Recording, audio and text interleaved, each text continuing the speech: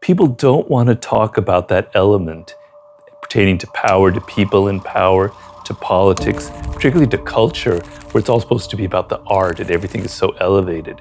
So it's like it's a repressed thing, you know. We'll talk about sex, we'll talk about any kind of divergent human behavior, but power and manipulation, ew, no, I don't want to talk about that.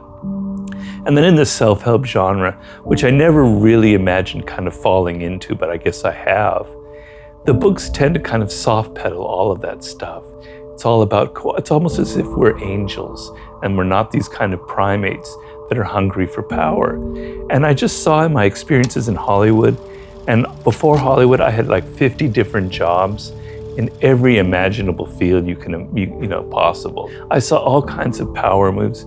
I saw a lot of that dark side in motion, but nobody talks about it. Maybe novelists in fiction or maybe in film, we kind of go into it. But humans are fascinated with what we repress, right? The most elemental law of human nature is that we deny that we have it, right? It's always the other people. I'm not a narcissist. I'm not aggressive.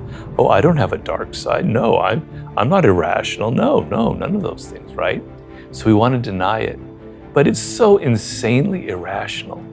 We all come from the same origins. We can trace it back. They've done it genetically to like one woman, the source of Homo sapiens, like hundreds of thousands of years ago. We're all cut from the same cloth. No matter our culture, no matter our gender, no matter our period in history, we all have the same genetic components. We all went through the same evolutionary process, the same brains wired in the same way. Some people are deep, what I call deep narcissists, no doubt. And they're toxic and they're difficult. But if some people have that, how is it that other people don't have any of it? That's not possible. There must be something within all of us that would make us all prone to becoming deep narcissists. But some people, it makes them fall into that deepness. Others were able to save ourselves, right? But if aggression is something that's built into human nature, and I try and go through it, the whole history of it, right? So you're wanting to exclude yourself. People have posted comments on YouTube about my ranting about narcissism. They go, well, Robert, you're a snake oil salesman. That's absolutely ridiculous. I'm not a narcissist. 0.05% of people are known to be narcissists. I can bet you that the person saying that is a narcissist, right? Because the fact that you want to deny that you have this quality is a sure sign that you have it. That you're in denial. You're trying to shine a great light on yourself. Look, I'm superior. I'm the one person in the world on this planet that doesn't have it. Man, you're a narcissist, right? That is a sure sign of it. So stop denying it. The Laws of Human Nature should be a painful book to read. It was a painful book to write because it throws a mirror on yourself. It makes you come to terms with some of your own nooks and crannies that you don't want to look into, right? You don't want to come to terms with the fact that you feel envy. But envy is the most common human emotion of them all. There's a deep history of it. I go into it in the book. Our hunter-gatherer ancestors, chimpanzees are prone to feeling envy. You feel it 50 times during the day, particularly on social media. You're just denying it. If you deny all of these qualities, how can you ever change yourself? You think that you're a Gandhi, but how can you be a Gandhi if you won't look at yourself and change yourself, right? The only way you can become good or kind of overcome some of these qualities is by looking at it, seeing the reality, and then confronting it and then trying to change it. So if I come to terms, which I did as writing the book, that yes, Robert, you have definite narcissistic tendencies. All right, now I'm aware of it, and now I can begin to change it. I have to admit, being honest here, I've always been interested in deceit. I probably was somebody who was pretty good at it in my 20s, you know. I went through a period like that. I wasn't like a liar or something, but I was kind of an actor. And I'm not going to go deep into this story, but I lived in Paris when I was 21. I worked in a hotel there as a receptionist. And in order to get the job, I had to pretend that I was Irish. And I'm actually a middle-class Jew from Los Angeles.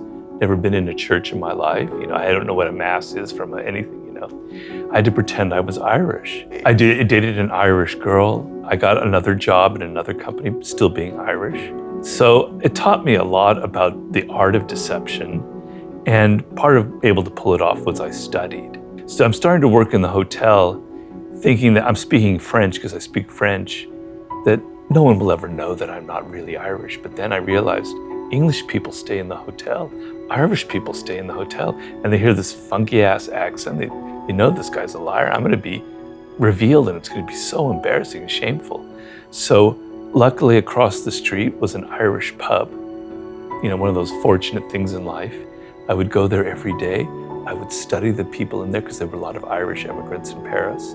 I would study their mannerisms. I'm very good at mimicking, hearing the tone of their voice. I looked at how they dressed, their mannerisms. I studied it, and I got better and better at my accent. At first I had to tell people, well, I kind of spent time in the States, But then I got so good I could fool Irish people. I learned how to dress. I learned how to go to church. I learned how to all the things that made me seem Irish.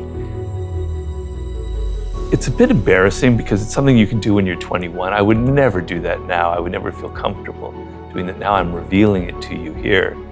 But it taught me how easy it is to fool people if you have an air of sincerity and conviction, right? And I tell people, when you look at those around you, particularly politicians or people in the news or in the spotlight, and they're so full of conviction and they're so full of sincerity, etc., they're often covering up something else. They're trying to convince themselves of a truth that they know is not true. And so conviction is often a sign of somebody who's in a form of self-deception to lead to deception. My early history, my early training in becoming a different person, in being an actor, kind of taught me a lot about human nature and deception.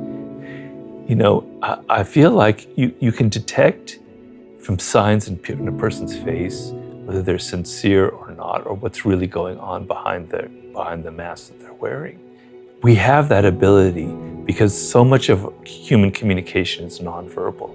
It's a skill that was developed over hundreds of thousands of years by our ancestors before language is invented, reading the thoughts of other people so we could get along, before we could express things in words.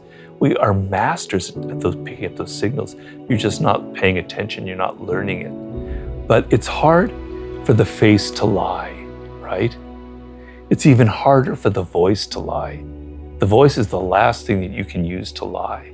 I know I had my Irish accent, but if somebody really saw through it, they would see kind of the bullshit that was going on. And so it's hard to train the face when you don't really feel joy. When you see you got a promotion, and I'm kind of secretly going, oh shit, Tyler's doing better than me in life, damn. Yes, that's great, Tyler. Oh, that's wonderful. Congratulations.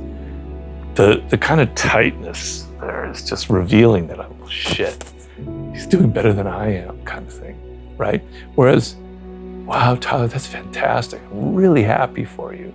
There's a different look in the face. I just didn't do a good job right there, but there's a different look in the face, right? It's spontaneous, the face lights up. You can detect that from a million miles away, the difference. You're just not paying attention, right?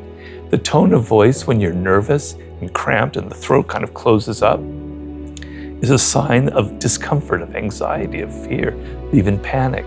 So somebody could be trying to say something full of bluster and confidence, but if their voice is kind of tightening up, they're feeling the opposite. The voice is very, very hard to lie. The posture, when somebody is talking to you, but their feet are pointing in a different direction, they're wanting to get away from you, right? How much the eyes engage, whether they're relaxed, they're slouching. The sense of power and leadership is all in the body. This is insane language. And great books have been written, far greater than my own book. I just wrote a chapter on it, about this language of nonverbal behavior, right? Posture, voice, facial expression, etc. And actions. So actions are a language that you're not paying attention to. When someone is continually late for an appointment or continually late in delivering work that they're supposed to deliver, that's a sign of passive aggression. That's a sign of some kind of character flaw. And if they do it once, they'll probably do it a second time. If they do it a second time, something's going on, right? If their desk is all messy, etc., these are signs of something going on internally. Pay attention to all of these details and it will really help you in life.